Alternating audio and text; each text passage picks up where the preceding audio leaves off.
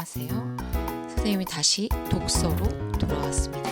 지금 시간은 오전 5시 16분. 모두 잠든 시간에 이렇게 홀로 일어나 수업을 찍고 있습니다. 선생님이 이 시간대를 굉장히 좋아하는데 사실 이 영상을 찍으면 내 목소리가 이 고요한 중에 크게 들려요. 그런데 실제로 선생님이 다시 녹음한 걸 들으면 굉장히 다운되어 있는 것을 느끼게 됩니다. 그래서 의욕적으로 앞에 누가 있는 것처럼 찍어보겠습니다. 이렇게 생각하는 학생이 있죠. 유튜브에 검색하면 웬만한 지식은 다 나오는데 굳이 내가 책을 읽어야 하는 이유를 모르겠다. 유튜브에 책을 소개하는 영상도 많고 또 책을 읽어주는 영상도 많습니다. 어떤 북튜브에서는 그분이 책을 읽는 것을 그냥 장면을 찍으시기도 하더라고요. 그 영상을 보면서 책을 함께 읽는 거죠. 책을 읽는 이유는 다양합니다. 우리 교과서에서 독서의 목적과 관련해서 이런 내용이 정리되어 있습니다. 첫 번째는 학업에 도움을 얻기 위해서. 대다수의 청소년들이 읽는 책은 자습서나 문제집이 대부분이죠. 읽고 싶어서 하는 독서 행위보다는 어쩔 수 없이 또 시험에 나오니까 수행평가에 들어가니까 읽는 경우가 대다수인 것 같아요. 두 번째는 필요한 교양을 쌓기 위해서. 세 번째, 당면한 문제 해결을 위해서. 네 번째, 여가를 보내거나 사람들 사이의 관계, 대화거리를 찾기 위해서 책을 읽는 경우도 있습니다. 다섯 번째는 안 나와 있었는데 선생님 썼어요. 있어 보이기 때문에. 생각해보면 학창시절에 이 있어 보인다는 그 이유가 책 읽는 동기가 되곤 했습니다. 약간 지적인 허영심? 그리고 저렇게 어려운 책을 제가 읽는단 말이야? 나는 왜 못 읽는가? 라는 자괴감을 살짝 느끼면서 또다시 새로운 책에 대한 어떤 자극을 받기도 했습니다. 여러분은 책을 왜 읽나요? 책 읽으면 밥이 나오나요? 밥이 나올 수도 있겠더라고요. 요즘 보면 그런 생각 듭니다. 밥이 나올 수도 있겠다.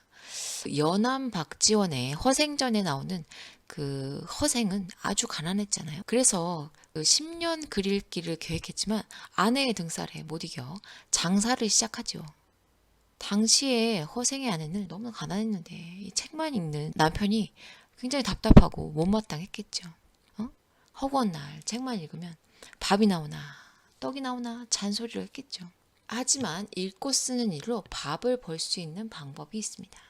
고미숙 작가가 그의 책 읽고 쓴다는 것, 그 거룩함과 통쾌함에 대하여 라는 책에서 이렇게 이야기하고 있었습니다. 책을 읽고 글을 쓰라고 하면 공부를 생업으로 할 생각이 없는데 그걸 왜 읽어요? 이런 식으로 반문하는 사람들이 있다. 이게 공부가 뭔지 모르는 겁니다. 내가 육체노동을 하든 공무원이 되든 혹은 택배를 하든 공부를 하지 않는 삶은 불가능합니다. 그렇지 않으면 누구도 소외에서 벗어날 수 없어요. 자기 삶에 의미를 부여할 수 없는데 어떻게 자존감이 생깁니까? 자존감이 있어야 자기가 만난 사람들을 진실하게 대할 수 있어요. 진실한 태도를 만들어내는 힘. 그게 바로 집중력이고 책을 읽어야 되는 이유라는 거예요. 그러니까 그 힘과 지혜는 언제든 꺼낼 수 있어야 합니다. 즉 책을 읽는다는 것, 글을 쓴다는 건 인생을 살아가면서 늘 꺼낼 수 있는 최고의 자산을 확보하는 거예요. 그렇게 되면 이게 바로 밥벌이가 됩니다. 읽고 쓰는 일이 밥벌이가 될 수 있다. 독서를 하면 여러 가지 좋은 것이 많죠. 첫 번째, 연결 짓는 능력이 생긴다. 코로나로 인해 언컨택트 사회가 생각보다 앞서 도래했습니다. 하지만 역설적이게도 물리적으로는 떨어져 있지만 온라인상의 연결성은 더 중요한 시대가 되었죠. 온라인뿐만 아니라 연결 짓는 능력은 어느 분야에서나 필요합니다. 모든 지식은 서로 분리된 채 그냥 머물러 있을 때는 의미 없는 지식에 불과합니다. 사실 서가에 꽂힌 여러 권의 책은 여러 장으로 묶인 종이더미에 또 불과합니다. 그래서 지식과 지식의 연결, 사람과 사람의 연결은 언컨택트 사회에서도 더 중요해질 것이다. 오프라인의 접촉과 대면이 줄어든 것이지 온라인의 연결, 교류, 데이터의 연결은 훨씬 많아지는 것이다. 이것을 연결짓는 능력은 책을 통해, 독서를 통해 얻게 될 수 있다. 두 번째, 독서하면 뭐가 좋아? 사유하는 힘이 생깁니다. 주의 깊게 자신을 들여다보는 환경을 조성하는 것에서부터 독서는 출발합니다.